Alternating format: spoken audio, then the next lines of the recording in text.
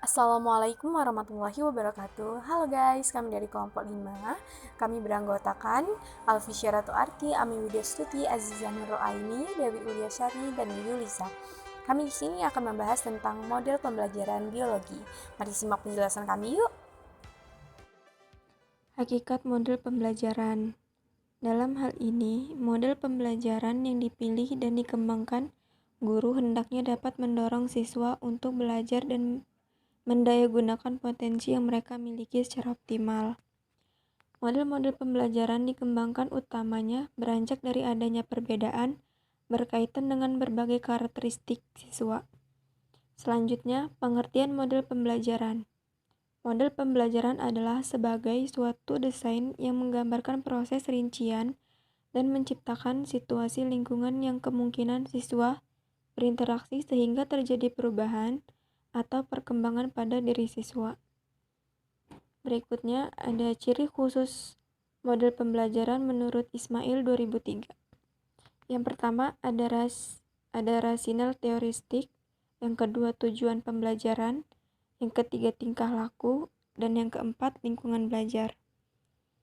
Sedangkan menurut Bruce Joyce dan Maxwell, model pembelajaran terdiri dari 4 kelompok, yaitu yang pertama, model interaksi sosial, yang kedua model pengolahan informasi, yang ketiga model personal atau humanistik, yang keempat model modifikasi tingkah laku.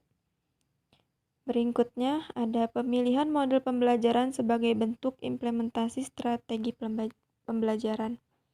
Tiap-tiap model pembelajaran membutuhkan sistem pengelolaan dan lingkungan belajar yang sedikit berbeda. Pemilihan model dan metode pembelajaran menyangkut strategi dalam pembelajaran. Strategi pembelajaran adalah perencanaan dan tindakan yang tepat dan cermat mengenai kegiatan pembelajaran agar kompetensi dasar dan indikator pembelajaran tercapai. Pembelajaran kooperatif atau cooperative learning. Pembelajaran kooperatif merupakan pembelajaran yang sangat mengutamakan kerjasama dalam menyelesaikan permasalahan untuk menerapkan pengetahuan dan keterampilan dalam rangka mencapai tujuan pembelajaran. Tujuan model pembelajaran kooperatif ini sendiri yaitu mendapatkan hasil akademik siswa yang meningkat dan dapat menerima berbagai keragaman dari temannya serta mengembangkan keterampilan sosial. Dalam pembelajaran kooperatif memiliki unsur-unsur yaitu saling ketergantungan positif, maksudnya siswa satu dengan siswa yang lainnya membutuhkan satu sama lain. Lalu tanggung jawab perseorangan. Karena setiap siswa mendapatkan tugas yang berbeda, maka mereka harus bertanggung jawab atas tugas yang diberikan. Lalu ada interaksi tatap muka, yaitu siswa dapat saling bertatap muka sehingga dapat melakukan suatu dialog. Lalu ada komunikasi antar anggota kelompok, di mana untuk menyelesaikan tugas kelompok tersebut harus ada komunikasi. Lalu ada evaluasi proses kelompok. Setelah melakukan tugas kelompok tersebut, mereka harus mengevaluasi hasil dari kerja kelompok mereka.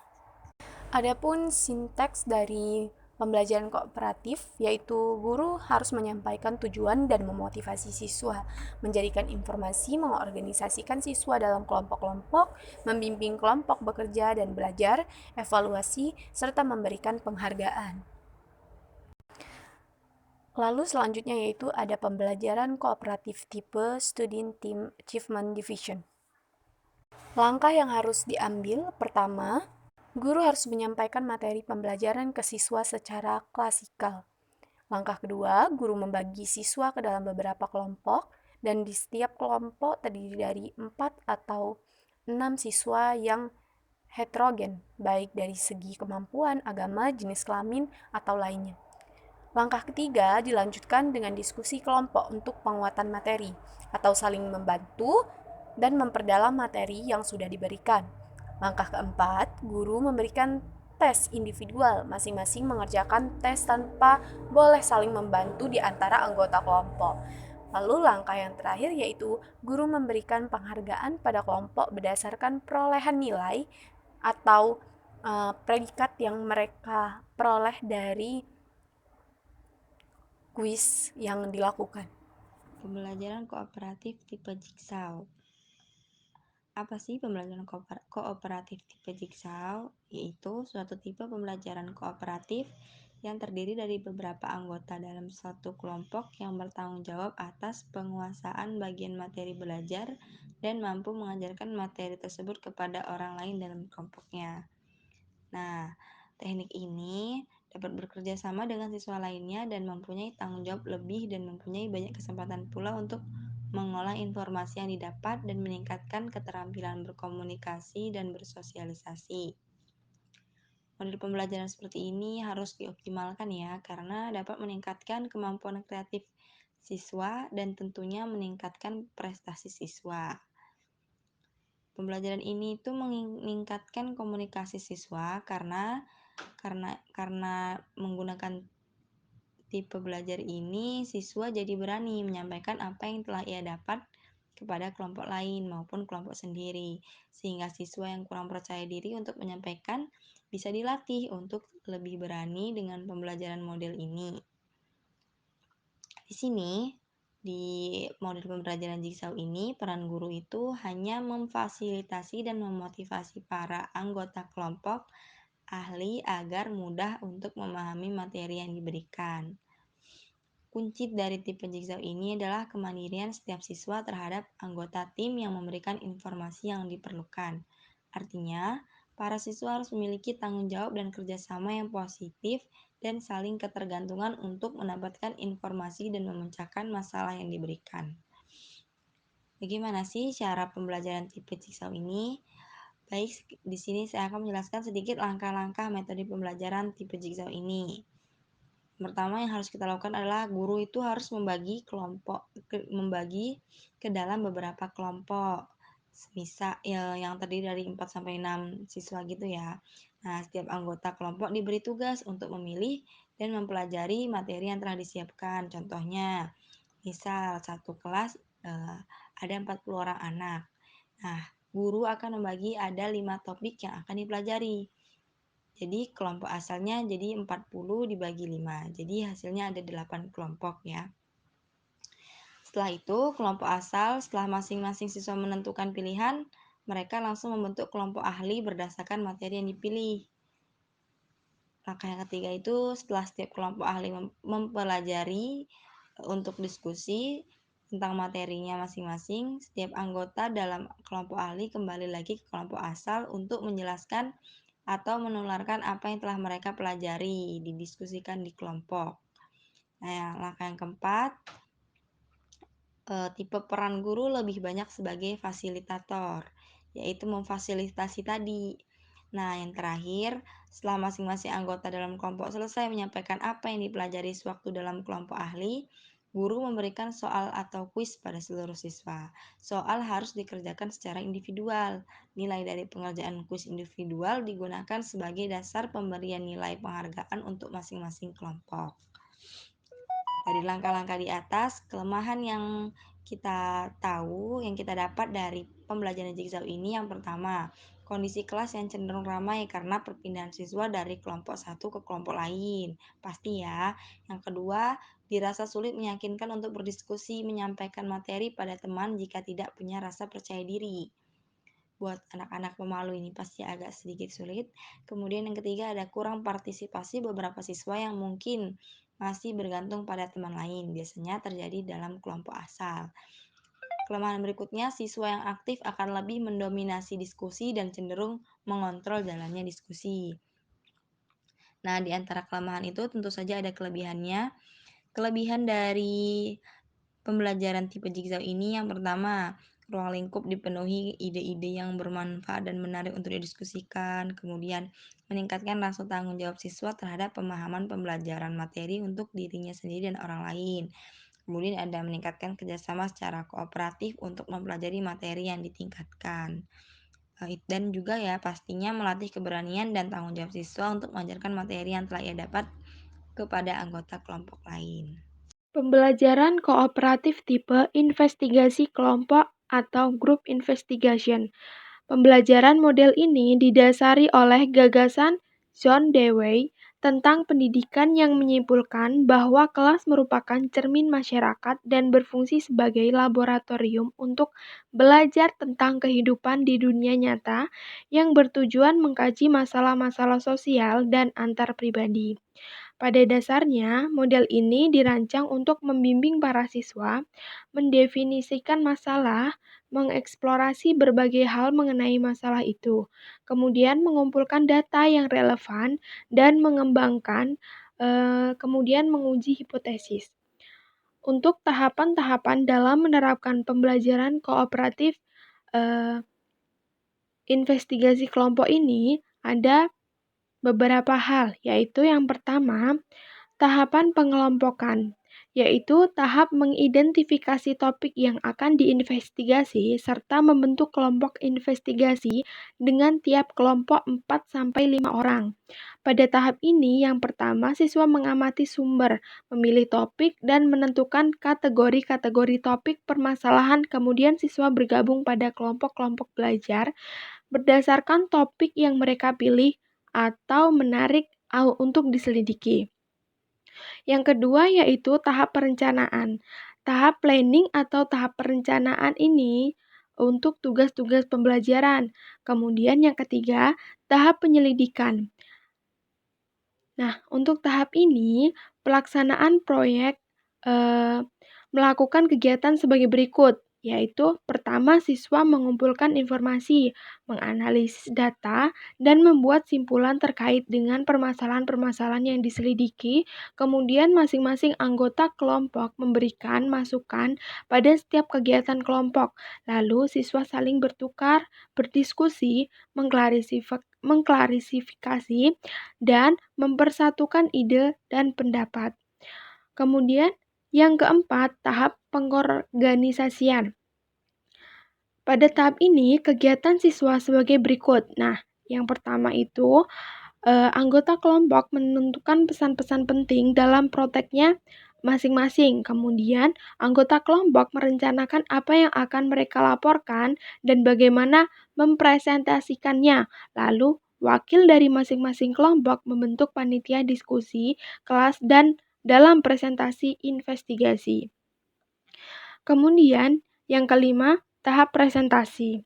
Nah, tahap ini adalah penyajian laporan akhir. Kegiatan ini di kelas sebagai berikut. Yang pertama, penyajian kelompok pada keseluruhan kelas dalam berbagai variasi bentuk penyajian.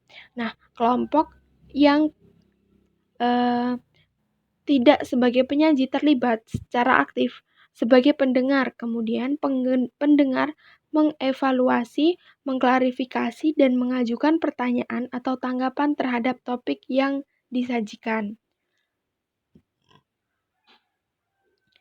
Kemudian yang keenam, tahap evolusi. Pada tahap evolusi atau penilaian proses kerja dan hasil proyek. Kemudian pembelajaran kooperatif tipe Think, Pair, Share.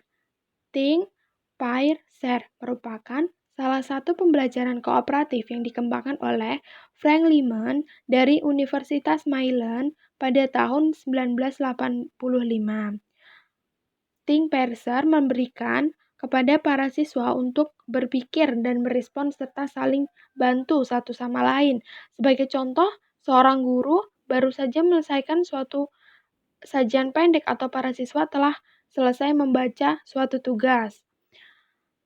Tahapan belajar kooperatif tipe Think, Pair, Share adalah yang pertama berpikir atau think. Nah, guru mengajukan pertanyaan atau isu yang terkait dengan pelajaran dan siswa diberi waktu untuk memikirkan pertanyaan atau isu tersebut secara mandiri. Yang kedua yaitu berpasangan pair. Nah, guru meminta para siswa untuk berpasangan dan mendiskusikan mengenai apa yang telah dipikirkan. Interaksi selama periode ini dan dapat menghasilkan jawaban bersama jika suatu pertanyaan telah diajukan atau penyampaian ide bersama jika suatu isu telah diidentifikasi. Biasanya, guru mengizinkan tidak lebih dari 4 atau 5 menit untuk berpasangan. Kemudian yang ketiga yaitu berbagi atau share. Pada langkah ini, guru meminta pasangan-pasangan tersebut untuk berbagi atau bekerja sama dengan kelas secara keseluruhan mengenai apa yang telah mereka bicarakan.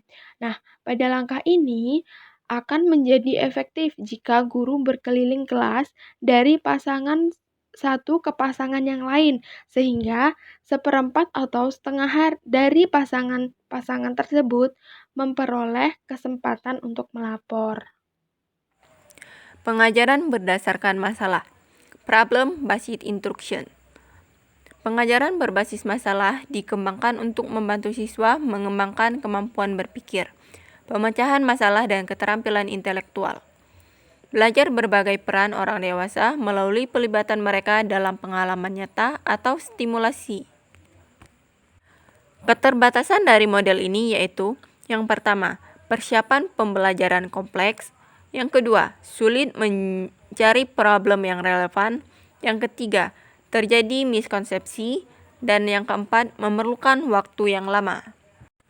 Sedangkan kelebihan metode ini yaitu: yang pertama, mengembangkan pemikiran kritis dan keterampilan kreatif; yang kedua, meningkatkan kemampuan memecahkan masalah; yang ketiga, meningkatkan motivasi siswa dalam belajar; yang keempat, membantu siswa belajar untuk mentransfer pengetahuan dengan situasi baru; yang kelima, mendorong siswa mempunyai inisiatif untuk belajar secara mandiri; yang keenam, mendorong kreativitas siswa dalam mengungkapkan penyelidikan masalah yang telah ia lakukan; dan yang ketujuh, dengan adanya pembelajaran berdasarkan masalah yang akan terjadi.